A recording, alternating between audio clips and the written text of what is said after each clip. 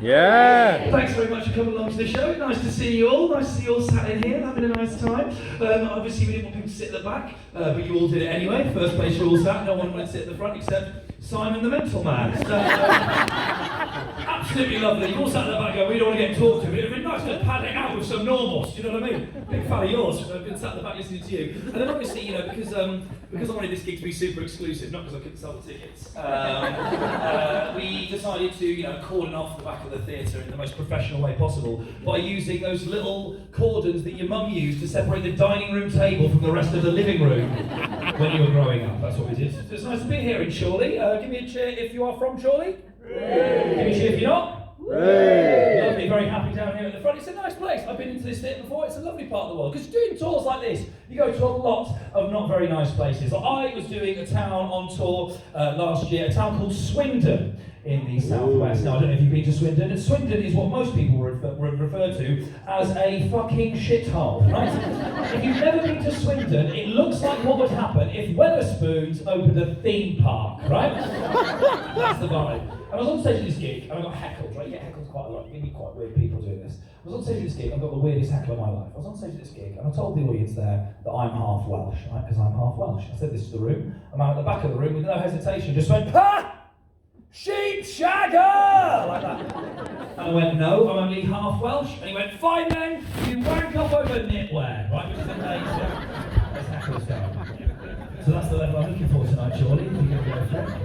But this seems like quite a nice little middle-class town. You're not the kind of audience that are going to heckle. You're the kind of audience that will write a letter of complaints, is the vibe I'm getting. All still got you. Well, absolutely, yeah, absolutely. The man that's lived in Worcester and Bath, the most middle-class man in the fucking universe. Down the front here. Walking around going, "Oh, I didn't realise they didn't make buildings in limestone, huh?" And you look, you've got good breeding as well, you know. Like, what's your name again, mate? I'm George. George, oh George, yeah, absolutely. Just a bit about George. And is this your girlfriend? Yeah. What's your name? Liv. Olivia. Okay, absolutely great. Yeah. Where are you from, Liv?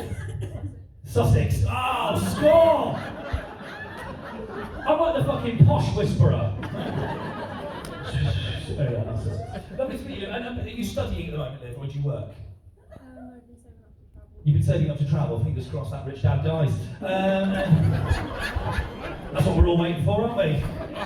Like me and my girlfriend are saving up for a mortgage. It's taking us ages because sadly all our grandparents are still alive. Do you know what I mean? You get to that point, don't you, in your mid-20s, where you start looking at your grandparents going, "Well, I don't fucking used to be like this anymore, are you?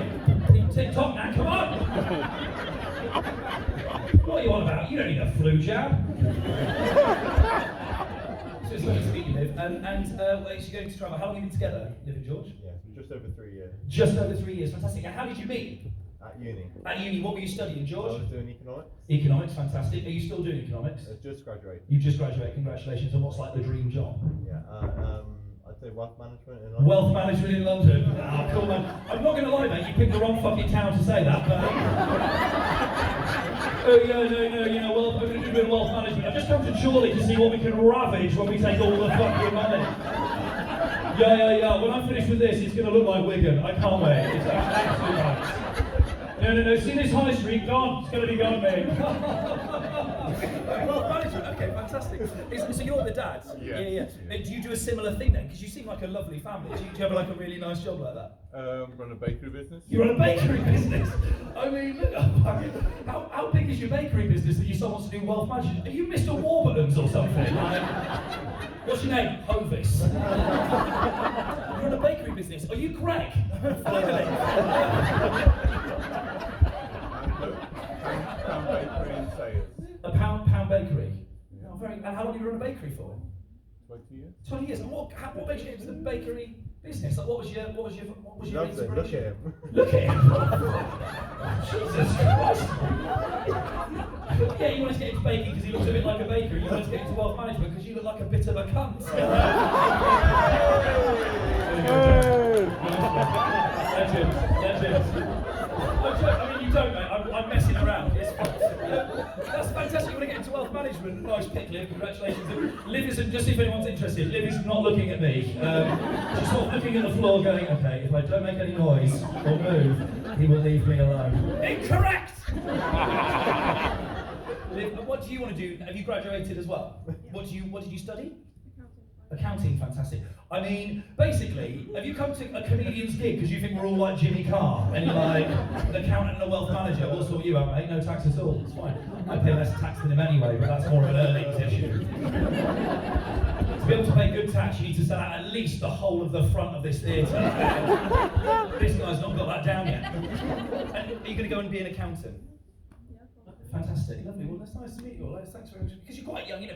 Young people come and see me quite a lot. Like people bring their children to comedy, which I don't think is an appropriate thing. And also, just so you know, this show is rude. I'm not going to be like, you know, an intelligent comedian that's going to stand up here and be like, and that's the reason Brexit happened, right? I'm going to be up here and I'm going to be like, what? That's my vibe, right? I'm all about willies and fannies. That's all the jokes are going to be about. It's a rude show. And I was doing a tour a few years ago, and a woman brought her 13-year-old son to the gig. Now, I don't think he should be there. I think maybe he should leave, but I'm not going to kick him out in front of everyone because, you know, I want the money. So what I thought I'd do is I'd let him stay, but I'd make him feel a little bit embarrassed about coming to a gig he shouldn't have been at, right? And I thought the funniest way to do this would be to chat him up. I thought that would be hilarious, right? Sort of a little few cheesy chat-up lines. So he sat in the front row and I'm going, mate, you must be a parking ticket because you've got fine written all over you, haven't you? And as I'm doing this, everyone's on board with it, everyone's fine, apart from one woman sat in the second row of the gig, who as I'm doing this goes, I think what you're doing is disgusting and offensive. And I went, oh God, I'm really sorry, I don't want to offend anyone. I'm just mucking around, I'm having a laugh. He isn't even that fit. Can I ask why you're offended? She went, yes, you can actually. I think anyone in here with a teenage son would find this disgusting and offensive. And I went, well, you clearly find it both. Do you have a teenage son? And she went, no. I was like, okay then. Well, then you're not allowed to be offended, right? You can't be offended over something that doesn't affect you. That isn't really how the world works. And she starts to get angry with me, and I'm getting angry at her, right? She's getting angry at me because she thinks I'm like an actual paedophile, and I'm getting angry at her because she's ruined the gig, right? We start arguing, and it gets to a point where I get so annoyed with her, I decide I'm going to prove her wrong. So I go, no, you're not allowed to be offended by this, right? But let's find out if it is offensive. I'll give you that. And the 13-year-old boy was sat right next to his mum. So I went, right, why don't we ask her? Mum, you own the actual 13-year-old I've been chatting up all evening. Are you offended by anything I've said? And she just went, take him with you, I couldn't give a fuck. Right? So I did. He's in the car. Cracked the window, don't be offended. And you know, you get so many weird things. Like, people in audiences are bizarre. Surely you seem like a nice crowd. About 6 months ago, I was on stage, and the weirdest thing that's happened to me in my life, I was on stage, and a man threw his prosthetic arm at me. I was on stage doing a gig, and this thing hit the back of the stage, and I picked it up, and I was like, what is this, right? Because I thought it was like some sort of very kinky dildo, right? And a man in the middle of the room just went, that'll be mine, mate. Okay, cool, this is a bit of PC thin ice, isn't it? Right, can I just ask, sir, why you threw your prosthetic arm at me? And he went, well, I don't think you're very good. And I went, and? And he went, and it looked like you needed a hand. Fuck you! It's not fair. And then he went, you got no jokes. And I was like, yeah, but I can do up all my own buttons. So what are you going to do? I high-fived his own hand after I called him a bellhead. Very satisfying. The thing that happened afterwards was, I don't think he was expecting it. I doubled down on this, because he came back and he was like, mate, can I have my arm? And I was like, no. So I've got it, it's in my house, it's a little souvenir. So it's lovely to be here in Chorley on this show. It's called Imposter. It's like, you know, a load of material that I've picked up over the years. And I've realised now, I'm 28 now, which I think I'm getting to that point where all my friends are getting married, everyone's settling down together, everyone's moving in together, but no one feels like a real adult, do they? Do you feel like a proper grown-up? No, you still feel like you do when you're 14, don't you? You just feel like a 14-year-old who's very fertile and has a bakery all of a sudden. Do you know what I mean? Like, it's sort of you and your buns in the oven. And like, it's horrible because I live with my girlfriend now, and when I moved in with my girlfriend, we rent this flat together. I thought things had changed. It makes me just want to live at home with my parents. Right? I miss living at home with my parents because when I lived at home with my parents, little simple things that you don't realise are awful are great. Right? Like I lived rent-free, which was awesome. But it had its downsides as well. Like I remember coming home once and I heard my parents having sex, which is grim. That is never a nice moment in anyone's life, is it? That's pretty awful. But it didn't really bother me that much, well, until the third voice kicked in. And I did that joke recently at a gig in my hometown. My mum and dad were in the audience. I stood on stage and went, but until the third voice kicked in, my dad stood up in front of everyone and went, that's me he's talking about, what a legend, right? Which was the point I told him that none of the voices were his. Screw you, Jeff! And you know, being a grown-up is not the reality you want it to be, is it? Like when I was younger, when I was like 14 and 15, I was like, I cannot wait to be a grown-up, because you know what I'm going to do? I'm going to do whatever I want. I'm going to eat what I want, I'm going to go and do what I want, I'm going to go to bed whenever I like, right? And then I got older and I moved in with my girlfriend. And all of those things absolutely do not happen, right? Because she tells me what I can eat, what I can do, and I have a bedtime now. That's not what you're expecting when you're a teenager, right? And my bedtime is this. Whenever the fuck my girlfriend wants to go to bed. Everyone else has got this in their relationship. Right, so we start watching television, right? And she'll be like, oh, right, that's me done. I'm like, I mean, it's 7:30, okay? But cool, that is you done, is it? Right? And I go, all right, see you later. Bye. And she goes, no. You have to come to bed as well. And I'm like, why? I haven't done anything wrong. So I need to be punished. And she always says the same thing to me. She always goes, well, you have to come to bed because I can't fall asleep unless you're in bed next to me. I'm like, no, you can't fall asleep if you know I'm having fun. So we go to bed together, right? We have to get into bed. And then I have to spoon her until she falls asleep. This is what she likes being the little spoon, right? So just spoon her until she falls asleep, right? It's really annoying because she falls asleep in about 3.5 fucking seconds, right? I'm just breathing in hair, trying not to die.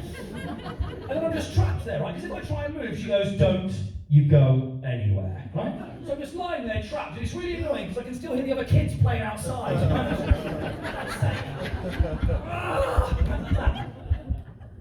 It's been the worst part about our relationship, right? It's been terrible having that going on, right? And I've tried loads of different things, right? I watched the film 127 Hours, I was like, can I cut my own arm off? No. But then recently, I don't have to do it anymore, because I now own this prosthetic arm. I do. I slide it underneath her, wait for her to fall asleep, and then I fuck off and do whatever the fuck I like. That's the only happiness I have in my life. We've been together a while now, we've been together 5 years. I go out with a northerner, there we go, from the north of England, which is great because, you know, the deposits are much cheaper than the ones in London. And, but I don't know, I mean, you might not be such a fan because she's from Yorkshire. I know, yeah, or one Yorkshire person, right? And you're really, yeah, well, yeah, for Yorkshire, but there's the Yorkshire, Lancashire kind of, there's a rivalry, isn't there? You know, which I don't really understand because neither of you are great. Like your cakes, and then you took the teeth out earlier. It's weird. I like going out with a girl from Yorkshire. I really like going out with a girl from Yorkshire because people from Yorkshire, they're kind, they're down to earth, they're modest. The only downside is when we have sex, she does sound like the Churchill dog. Oh yes, right? I get a blowjob and an amazing deal on my car insurance. I couldn't give a fuck. Another downside: people from Yorkshire, very tight-fisted group of people, which makes hand jobs absolutely terrifying. Do you know what I mean? You know what? It's 2020 now, isn't it? Hand jobs are shit anyway. Like, I don't know why we're bothering. Like, hand jobs are awful. Like, do you like hand jobs, George? They're okay. I was going to ask you down there, but I thought I'd be a bit too embarrassing. Not bothered, are you? Big time baker. You don't. Not exactly. They're shit. Hand jobs are awful, right? No one involved in a hand job is enjoying a hand job, right? They're shit to give, they're worse to receive. Hand jobs for me are like watching someone else try to reverse my car. And I'm just thinking, I could have done this quicker and better myself, right? That's all it's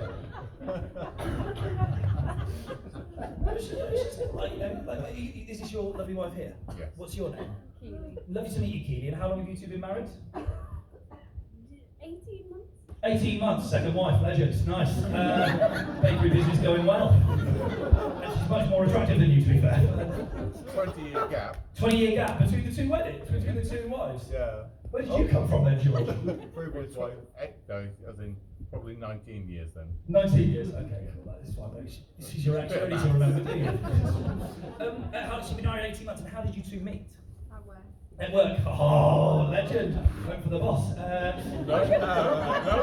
Not at the bakery company. No, but probably 16, 17 years ago when different places. So hang on, the first marriage was 19 years, that was 16, 17 years, right, you're in the clear, that's fine. Yeah. Just checking, like when Philip Schofield eventually has a boyfriend soon, we're going, when did they meet? Because you were fucking married for quite a long time, weren't you? Don't be offended, he's going to go out with someone soon, we're going to work out if it was an affair or not. As someone that worked on ITV for a long time, it doesn't matter that he's gay, he is still the biggest twat I've ever worked with. Fact for you all. Anyway. Actually, that's a lie. Holly Willoughby is worse now. Little peek behind the curtain for you later. But you know, who's winning that one? They're, you know, multi-millionaires and I'm playing to 75 people in Chorley. Maybe I shouldn't be such a bloody nice guy. So you wrote, how did he woo you at like work? Like what happened? Like how did the process start? Stop going like that, mate. Or was that money? I thought that was like a fingering thing you were doing back in town. This son's going like that. I'm like, what the fuck, man? That's your father. It's fine, he's going travelling soon. He doesn't think he'll be out of the country. How did it happen? Like, I'm always interested in how people met. It was a work do. It was at a works do. Classic. I love that. Big fan. Because my girlfriend and I met. We met on a night out and stuff. And like, when did you realise she was the one? Like the one you wanted to be with and marry? Like, what was there a moment for you? When I first saw her. The first time you saw her, that is a bloody great answer. It's the truth, that's brilliant, right? So it took me a little bit long with my girlfriend. Like, my girlfriend and I are very serious now, like, you know, you're married, we're not married yet. We are getting married, my girlfriend and I, she's told me. She's picked out a ring and she's told me to earn enough money to buy it, which I don't think is that romantic. But, you know, we're serious. Like, my girlfriend wants children, and I'm not sure about kids, really, like, you know, sort of after tonight meeting yours. Very nice, George. Like, you know, I'm not really sure, because I'm at the point now where my friends are all getting married, my friends are all having kids, and I'm not sure, because the more children my friends have, the less I want them, right? Like my best friend James has got an 8-year-old son, right? He was 28, he wasn't that careful. And I hate this 8-year-old. He's a fucking prick. Reminds me of Philip Schofield. And he sits on a sofa at 11 a.m. and calls it a job. This 8-year-old, right, he's an absolute bellend. I can't fucking stand him, right? He comes to everything we do uninvited. Mate, if we wanted him there, he'd be in the WhatsApp group, do you know what I mean? Like, stop bringing along your child, it's not our problem. And the problem is as well, my friend James is posh, right? So he's got a posh kid, right? This is how posh his kid is. His name is Rafe. Rafe. What? Right? Rafe, right? And that name annoys me, right? Because it's spelled the same as Ralph, isn't it, that name, right? So I called him up when he was born 8 years ago, and I saw the news on Facebook. I called my friend James, and I was like, mate, congratulations on the birth of little Ralph. And he went, it's actually pronounced Rafe. And I was like, well, it isn't though, is it? Because that isn't how words work. You can't just be like, this is my son Chris. Cool, how are you spelling Chris? ZYQX4. He's a fucker. And then I was like, but do tell your wife Sabohan, congratulations. He's so posh, right? He's so posh. Right? We went out for a coffee recently, my friend James and I, and little Rafe came along, uninvited, and we sat there having our coffee, and little Rafe is sat there drinking his soy baby chino, and I'm thinking about punching him in the face. And after a few minutes, my friend James gets up and goes to the toilet, leaving me alone with his child, right? And I don't know what to do in this situation. I don't know the etiquette in this situation, because I don't know how to talk to an 8-year-old not online. And we sat there. Good jokes, chill out. Wow. Chill out, right? Just chill, it's fine. We sat there in absolute silence, and after a couple of minutes, I go, so little man, tell me,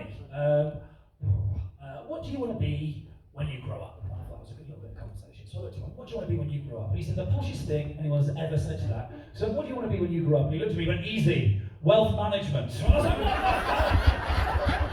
I was like, no, you're 8 years old. My friend James came back from the loo. I was like, I wasn't aware you were spelling Rafe, C-U-N-T. What's wrong with your child? You know what? I normally say wealth management as well. It's just a coincidence. I shit you not, that is the job I normally pick. I thought I met you before. Yeah, we have met before. Yeah, oh, it's nice to see you. Enjoy your baby chino. Now, you're a great front row participant. I like you because then you like join in afterwards. I do it. You're like more. It's like a BDSM relationship. Brilliant. So you know, I go, you know, and she's kind of a good boyfriend, I guess. And I do love her. Like, I think she is absolutely the one. I realised 2 months in. It wasn't the first time I ever saw her. It was 2 months into our relationship. I went above and beyond the Call of Duty for my girlfriend Sam. Right, 2 months into our relationship, and I realised that made her the one that I wanted to be with forever, because I wouldn't do it for anyone else. 2 months into our relationship, we went on a night out together, Sam and I. We got drunk. We got so drunk, I had to take her home and put her to bed because she was too drunk to do it herself. Now, I'm sure we've all been in this situation with a partner, and it's really annoying because you couldn't be angrier at them, and they're rolling around on the bed, still having the best night of their fucking life, right? She's rolling around on the bed, and I'm trying to undress her to put her to bed, right? I'm trying to take her clothes off, but she won't let me undress her, right? She's finding it very entertaining to wriggle round. She's calling it reverse buckaroo. It's really fucking me off, right? And I'm kind of trying to get her undressed, and I finally managed to do it, right? I'm taking her trousers off, she's yelling, #MeToo! I'm like, shut the fuck up, no! It's not like that at all. It's 2015, how do you even know about that yet? Right? We're sort of trying to get her undressed, and this is where I realised she's the one for me, because I'm going to put the duvet on top of her, and this is where I go above and beyond Call of Duty, because she uttered a sentence to me I was not expecting. I'm going to put the duvet on top of her, and she lay in bed, and she just went, meh! You are going to have to take out my tampon and my contact lenses for me.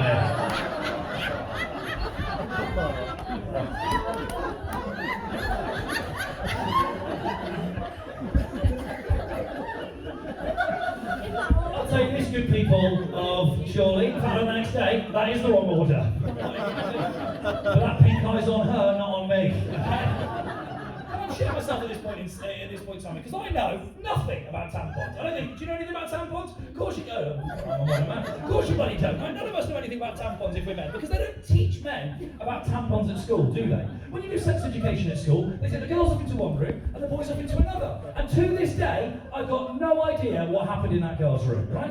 I'm assuming they just sit you all down on the carpet, dim the lights, and go, one day the moon is going to make you bleed. Ah! Like some Salem witch shit, right? And in the boys' room, if you want to know, ladies, they sit us all down on the carpet and they go, wrap it up, you fucking legends. It doesn't matter, you're men, the world's set up for you to succeed. And that is true. Like, I'm a middle-class white man, and you know what? For the last, 1,500 years, we've had it sorted, haven't we? Do you know what I mean? We've been smashing it, the middle-class white man. Like, we haven't had to worry about anything. Until about 3 years ago, when being a middle-class white man is now not a good thing, right? Because a few of us really fucked it up, right? Looking at the Weinsteins and the Spaceys of the world, right?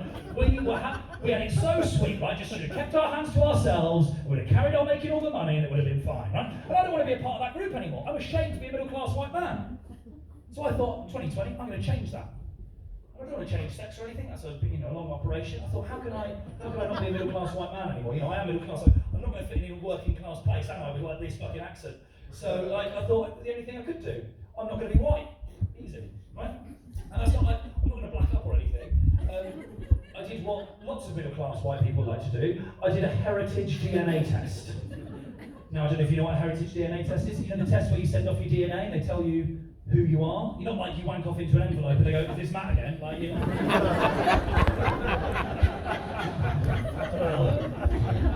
Yeah, that's it, yeah. But you send it off and they tell you what percentage you are of loads of different things, right? And those tests exist for one reason and one reason alone. So white people can hopefully be a little bit black. I can prove it to you. No one in Nigeria is doing those tests, going, fingers crossed I'm 3% Welsh. Like, 50% of mine. But you do them, so you're at a dinner party, people go, well, you've got white privilege. You go, actually, I think you'll find the 1.4% of me that's Indonesian would disagree. White people have struggled, right? And we have struggled anyway, white people. Have you not heard of the John Lewis sale? Nightmare. And one lady there, she knows what I'm talking about. You try and get a glass bowl for 25 quid. Unbelievable.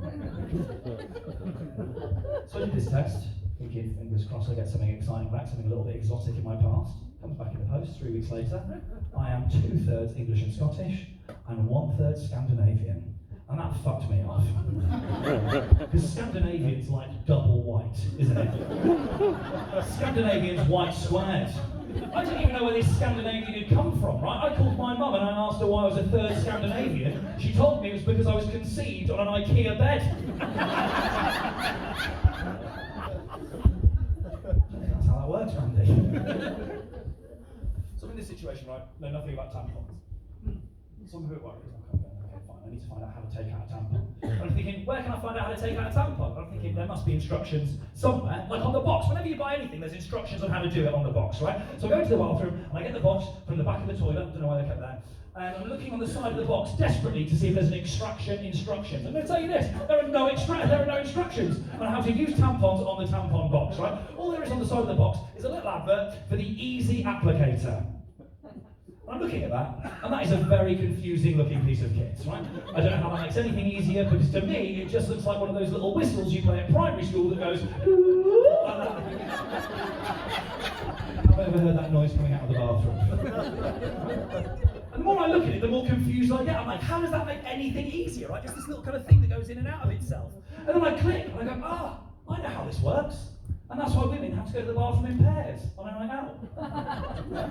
Of course. Because it takes two of you and it's like a game of snooker. That's what I'm kind of assuming.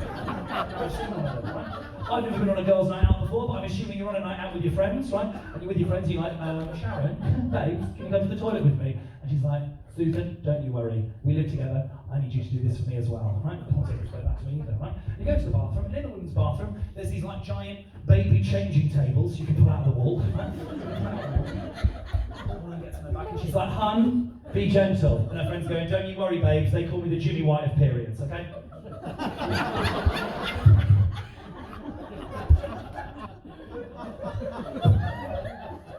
Bad news, hun, I put the brown, not the pink.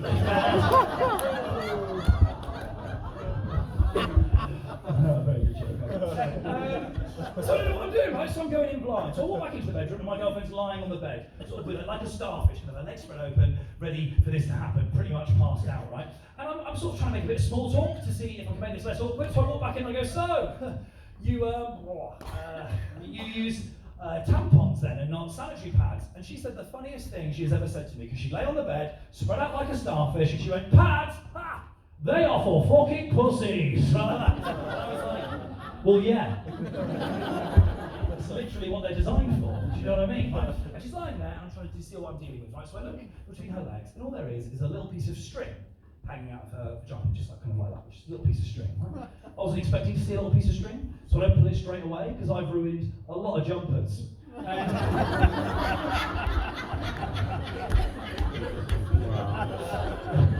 I'm looking at this little piece of string, and I naturally have got some questions. Question number one: how long is this piece of string? How long is any piece of string? Nobody knows. The great philosophers of the last few years, haven't they? Question number two: how hard do you pull it? I feel like that's an important thing to know, right? I don't want to guess, because I'm worried I'll pull it way too hard and her brain will come out like a party popper. I've got no idea what's going to happen. I'm worried I'll pull it, it'll click and the bathroom light will turn on. I also do admit at this point there was a little voice in my head just going, light it. You know?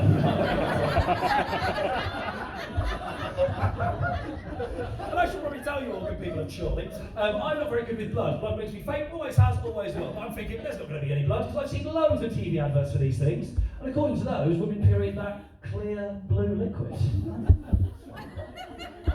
Sounds like that's a lie. So I'm holding onto this little piece of string, and I give it 3 little tugs.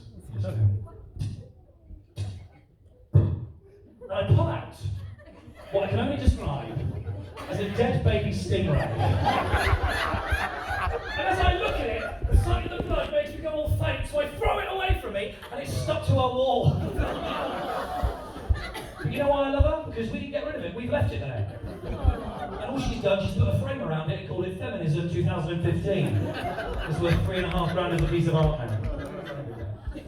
Thanks very much, 2 people there. Like, you clap like the 2 people like your child who just walked on in the nativity play and no one else cared. Lovely. Thanks very much. I like you, so you know, like, you want to be like romantic and things like. You two are a couple as well. There's some. Are there any other couple, like some nice couples in? I know you've been talked to. I don't want to keep you. We are couples, yeah. You are couples. No one else wants to talk. There's a nice couple here. Are you a couple? Friends. You're friends. Oh. What's your name, sir? Rob. Nice to meet you, Rob. What do you do for a living, Rob? I don't. You don't? Legend, big fan. Bloody Northerners. I'm joking. All the Polish people who've gone soon, you're going to need a job again. Now, lovely to meet you. Are you retired, Rob? I am indeed. Because you do seem like you seem of a retired age. Like you, I mean, looking at you two, you're a very nice sort of retired middle class friend couple, and I feel like you've really misbooked this show because it gets ruder.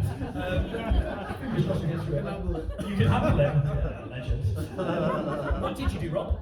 I was a fingerprint bob. You're a fingerprint bob? Yeah. A fingerprint bob sounds like a job from the 1800s, doesn't it? I was a fingerprint bob. 2p a week, and you didn't have to work in the fucking mills. A fingerprint bob. I did fingerprints. You did like for the police? Yeah. Oh wait, like you're a fingerprint specialist? Indeed. Absolutely phenomenal. What? Fantastic. Good with his hands. How long did you do that for? 47 years. 47 years, and like, so that's, I mean, what a phenomenal job. How did you get into fingerprint bobbing? I mean, fingerprint bobbing sounds like something you do at Halloween, doesn't it? By applying for a job when I was You just applied for a job, and did you really love it? Was it interesting? Brilliant, yeah. Yeah, cool. Well, like, what was the best thing about being a fingerprint bob? Catching crooks. Catching crooks. What was the most famous? I need to ask this. What's the most famous fingerprint you've ever seen? That famous criminal. We all remember the summer of '58, don't we? When that was on the list. Jimmy Savile. Sorry. Princess Anne and Prince Charles. Princess Anne and Prince Charles. I mean, yeah, we didn't fucking catch them though, did we? They're still out there. Prince Andrew, so you might be seeing them soon. I'm joking. You're not 15. Why did you have to see Prince Charles and Princess Anne's fingerprints? They were on display at Scotland Yard. Did you do their fingerprints for them? I offered to do Anne's, but she refused. She would would take her gloves off. She would take her gloves off. I mean, oh, that's so royal, isn't it? You know what? It's the lizard hands underneath, isn't it? Like, why is there a lizard handprint on the wall? That's the Queen's fingerprint, actually. I think. Well, that's absolutely what an amazing thing. And how are you two friends? How did you meet? How? Through, you all heard of it. U3A. Have you heard of U3A? Yeah, U3A. It's like, what a cool hangout. What is U3A? I need to know. The University of the Third Age. The University of the Third Age. I mean, it sounds like a cult. We went to the University of the Third Age. We all wear tin hats, and he does our fingerprints, and we try and scrub them off so no one can find us. What was your name? Linda. Lovely to meet you, Linda. And are you retired as well, Linda? And what did you do? I was a college lecturer. You're a college lecturer. In what subject? Business and management. Business and management. She might be able to help you. And how long have you two been friends? About a year. About a year. Right, seal the deal. I'm joking. I'm absolutely joking. It's fine. So you're not a couple. That's fine.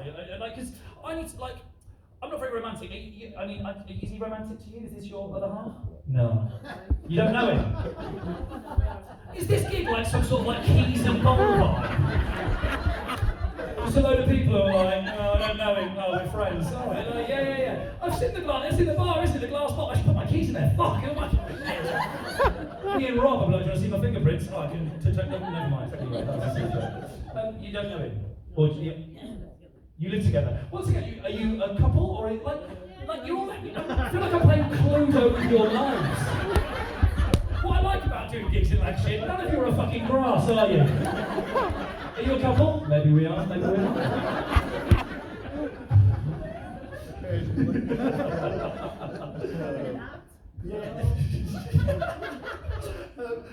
So are you together? Yes. And what's your name, my friend? ZZD3P. ZZ3DP. Oh my god, I'm a big fan of your internet password. Chris. Oh, very nice. Yeah. Oh wow. It's not as easy as it looks, is it, mate? Jesus. Not like that, but I thought it was very clever. Nice to meet you, Chris. And how long have you been together? 3 years. 3 years. So is Chris romantic at all? Yeah. What's the most romantic thing Chris has ever done for you? Put the toilet seat down. Put the toilet seat down.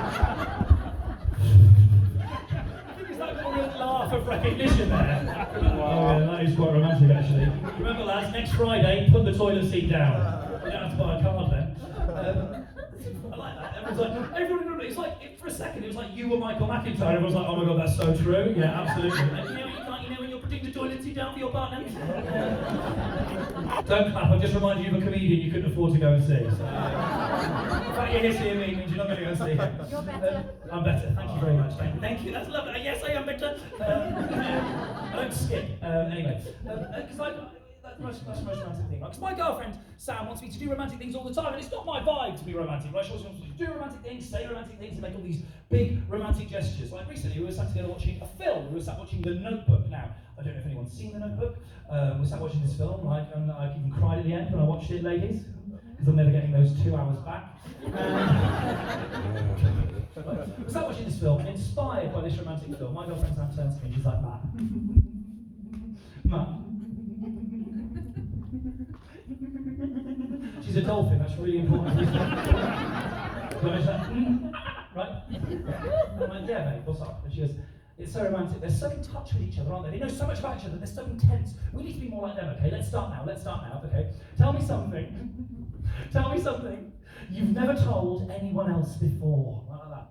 And in her head, she thinks I'm going to turn back and say something romantic, profound, and beautiful. But I don't have any secrets like that. All my secrets are disgusting and awful. That's why they're secrets, right? So in her head, she thinks I'm going to turn back and be like, oh my god, really? Okay, fine. Okay, hang on. Okay, shut up, hang on, give me a second, I'll look at you, hang on. Oh, then I just get it out, okay, so this happened when I was travelling by myself in Thailand, I don't know if you've heard of it, Thailand, and one night I was walking along the beach alone, and I looked out to the stars and to the sea, and I just thought to myself, well, this moment could not get any more beautiful, and then, I can't believe I'm going to tell you this, and then it just began to rain, and I just dropped onto my knees in tears. Because in that moment, the beauty of nature made me realise the power of raw love. Whereas really, the only thing I've never told anyone is I once had diarrhoea so bad, I got out of bed and shat in my own hands. And in that moment I realised the power of raw chicken. Very different story. I think we can all agree. It's just I'm being romantic and doing things like that. You know, like she wants me to do romantic things. She likes going out for nice dinners and things like that. Like, I'm not a foodie. She's a foodie, right? And I don't like the term foodie because when you meet someone and they go, "I'm a foodie," they just mean I'm a bellend, right? That's basically what they're saying, isn't it? You know, I think I'm better than you because I don't like beans. And like, she went to nice restaurants. We went to a restaurant recently. For the first time ever, my girlfriend was like, I'm taking out for a treat. We're going to a nice restaurant. It's got a Michelin star. And I was like, oh, I think my MOT garage has got one of those. And she said, what do you mean? I went, Michelin. And she went, yeah, what about Michelin? The food star company. I went, no, the tyre company. So, I'm sorry, but why are we letting a tyre company tell us where we can go and eat? I understand they've stacked a few of them in Gordon Ramsay's forehead, but it doesn't mean we should be Gordon Ramsay fans around here, it turns out. The first time I tried that joke, never again. I was like, how are the Michelin, the tyre company, telling us where to eat? And she goes, I don't know, maybe they've got some sort of Michelin man. I was like, yes, they do have a Michelin man, but he's made out of tyres. Oh no, he's fat, he's eating everywhere. And, I thought like that one after Greg was like, talking about his 22 stone guy, but never mind. You're into Gordon Ramsay. It's really nice, we're going really well. And then you've gone, you can't do Gordon Ramsay and the Michelin man. You've got to pick one of them to insult me, okay? So we'll get it back on track. So we go to this nice restaurant, right, and the food's really nice. And it's awkward going to a nice restaurant because there's certain things you have to do, like you have to order sparkling water so they don't think you're poor, and like, which is all, I hate sparkling water. Sparkling water is just showing off, I think, really. Like, I don't need my water to have texture. It's not a vibe in my life. And we sit down at this restaurant, and my favourite thing in nice restaurants and nice bars, actually, isn't the food, it's the toilets and things like that. Like, they're always very posh and very nice, right? And I go to this restaurant's toilet because I love going to a nice place and using the toilets. So I go to the toilet, I go and sit down to drop the kids off at the pool. And I decide to go and have a nice poo in this nice toilet. Right? So I realised I just talked about, like, this is called the poo section of the show. So like, I get it all out of the way in the middle, and then we're back onto the cocks and the fannies. Right? Just bear with me for the bodily fluids for 5 minutes. I realised in Guildford last night, it really did feel like a poo section, like, because they are posher than, like, you'd love Guildford, mate. It's an absolute diamond for you. Like, so we sit down in this toilet, and I lock the door, and I have a really lovely poo. And I finish my poo, really enjoy it. So like 10, 15 minutes, I'm reading something very interesting on my phone, and I go to wipe my bottom, right? And there is no toilet roll in the cubicle that I've picked, right? And this is an issue, right? Because it's a nice toilet, so you can't even reach underneath and try and get some from the next cubicle because it's floor-to-ceiling doors, very, very posh, right? So I've got 3 options in this situation. I think we've all been in this situation. Right? It's a schoolboy error, I admit. Option number 1, you just Saudi Arabia, that bad boy, you know? Left hand, done. Don't talk about it again. Right? Look, I appreciate that isn't a joke, that is a fact about Saudi Arabia. Like, they just wipe their bums with their left hands. That's what they do. Option 2, you pull your trousers up and accept you're going to have an itchy arse for the rest of your life. Which is sort of a tempting option because no one tells you this when you're growing up, but your bum hole is always an issue anyway, right? No one told me when I was little that I spent 1% of my brain power just slightly aware of my own bum, right? I mean, it's definitely the time to go to the toilet. I always forget about this moment. Everyone goes, oh no, yeah, actually, I'm doing the shit.